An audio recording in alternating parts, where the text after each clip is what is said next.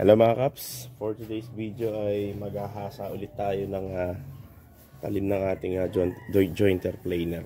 So ayan, mapurol na to. So mahalaga na laging matalim ito mga Kaps, kasi madalas natin ginagamit ito sa pagsusuheto ng kahoy. Share ko lang sa inyo mga Kaps. Ito, nahasa ko na yung isa. Ayan o, matalim na rin siya. Hasain na lang natin sa bato. Yun yung final natin. So hinahasa natin ito mga Kaps sa mulihon. Yan, para dun sa mga bago nating mga viewers. So ayan, simpleng setup lang ito mga Kaps. Mapapansin nyo meron tayo ditong F-clamp, kabilaan yan. Yan. Tapos flat bar na makapal, 1/4 ito mga Kaps. Para ito yung magiging guide natin sa paghahasa ng talim. Pwede ito mga Kaps sa jointer planer. Ito kasi 8 inches. Yan. May mga vlogs na tayo about dito sa paghahasa ng talim ng jointer at saka paghahasa ng talim ng planer, electric planer. So isasanda lang natin dito. Tapos i-slide na lang natin siya. Kaya nakaipit lang ito mga Kaps, yung flat bar na to. Ayan. Pwede natin kasi siyang i-adjust. Ayan, kung nakikita nyo mga Kaps. Kasi ito, flat itong bato natin, yung pinaka grinder stone natin. Ayan. 60 grit ito mga Kaps yung ginagamit natin. So dyan muna natin pinadadaan yung talim and then hasain natin sa carborundum. So ayan. Yung angle nya, so dahil may sandalan tayo dito. Ayan. Mapapansin nyo, yun. Yan, yung slant nitong talim nakapatag din dito sa harap ng mulihon natin. Kaya pag in-slide natin, dire-diretso yan, papunta rito. Kadalasan puro papunta rito. So, pwede rin namang papunta sa kabila maps. Depende sa gamay nyo. Yan. Basta mahalaga yung magkabilang dulo medyo ika-curve nyo ng konti. Bagyang-bagya lang mga Kaps, para pag ginagamit natin yung jointer planer natin is hindi gumuguhit sa gilid. Yan.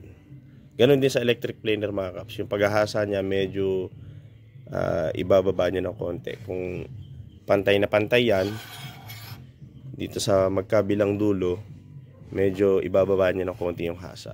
Kumbaga, konting pag-curve lang para hindi siya gumuguhit pag ginagamit natin. And isa pa, mahalaga kasi na kapag naghahasa tayo mga Kaps, binabasa natin. So para hindi na tayo magsasawsaw, hasa na lang tayo ng hasa. Gumawa ako ng ito ay hose ng oxygen mga Kaps. So ilalagay lang natin siya dito. Patutuluin lang ng dire-diretso dito sa pinakabato. Tapos habang naghahasa tayo, pumapatak lang siya ng ganyan. Maganda kasi may tubig mga Kaps talaga pagka naghahasa tayo ng talim. Yan, para hindi mag-init yung talim natin. Slide na lang tayo, slide. Para maganda yung hasa mga Kaps. So yan, nagsabit lang ako ng pinaglumaang galon. Tapos nilagyan ko ng konting tubig. Binutasan ko to. Sinaksak ko lang to ng yung talim na ginamit ko ng barena is mas maliit ng konti. Para pag isinyot natin is mahigpit siya. Parang goma kasi ito mga Kaps. Kaya pagka hindi naman siya tumatagas dito sa gilid. Kaya goods pa din. Tapos naglagay lang ako ng alambre dito para pwede nating ihawig ito mga Kaps. Ayan o. Suot ko lang. So ayan mga Kaps. So ganyan lang yung tulo. Okay na yan. Tsaka matipid din sa tubig yan. Nahasa ko na itong isa na to. So yung dalawa naman. Yan. Hindi naman siya masyadong tumatalsik mga Kaps kasi mahina lang yung patak ng tubig.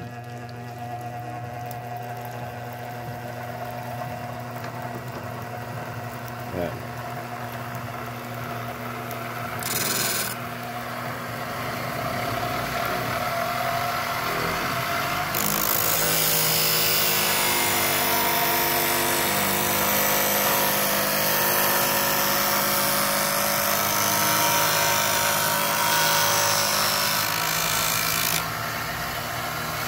Hindi naman natin kailangang idiin mga Kaps dahil umiikot naman to. So alalay lang para maganda yung hasa.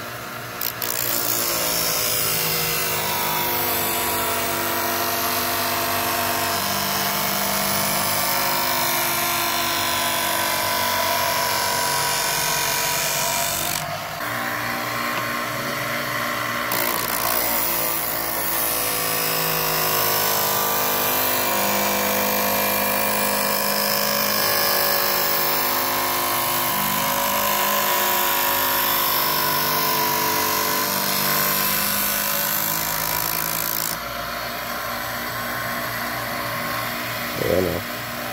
Ang gandahan kasi mga kaps na may tubig, hindi lulutong yung talon. Kasi pag nag-iinit, kailangan kasi manatili lang siyang malamig.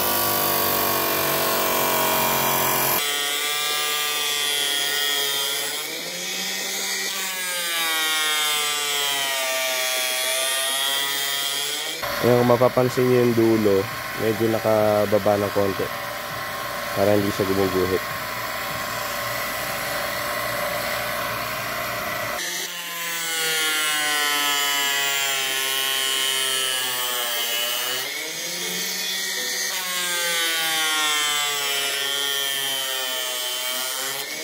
Meron kasi tayong panghasa ng carbide na talim ng tistisan o kaya carbide na talim ng planer.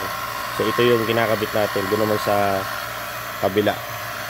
So mas maganda talaga na may tumutulo na tubig para mas maganda yung hasa, lalo kung carbide.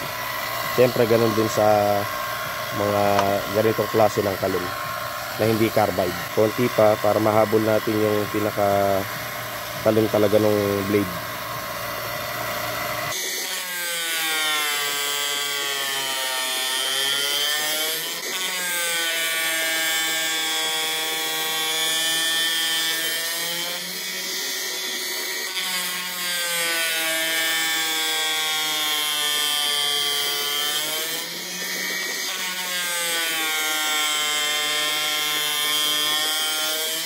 So yan, gagawin ko na lang siguro mga kaps ng parang style gripo para may sarahan tayo. Yan, para mas magandang gamitin dito sa hasaan natin sa bench grinder. Ano mga kaps, hanggang dito na lang aking video. Sana may bago kayo natutunan, lalong lalo na sa ating mga woodworking tools na ginagamit dito sa shop.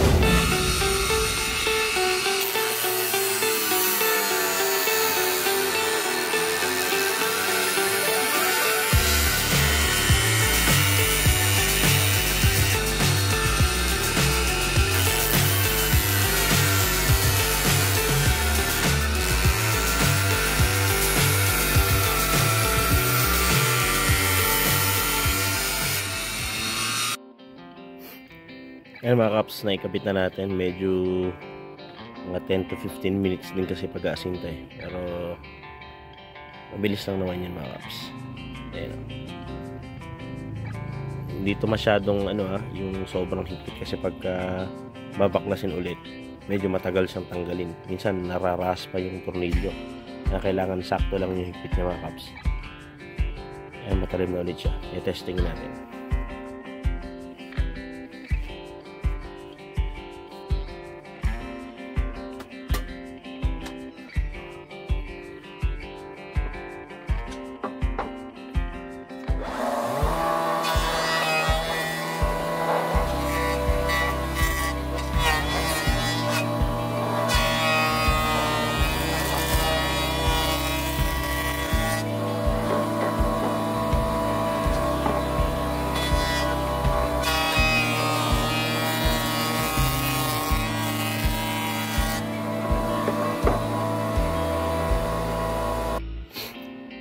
So yun mga kaps, yung kain ng planer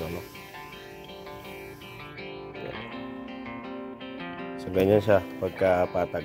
Mapapansin nyo pinong-pino yung kagat nyo, halos parang kinatap. Yan. Tapos talagang natutuwid mga kaps.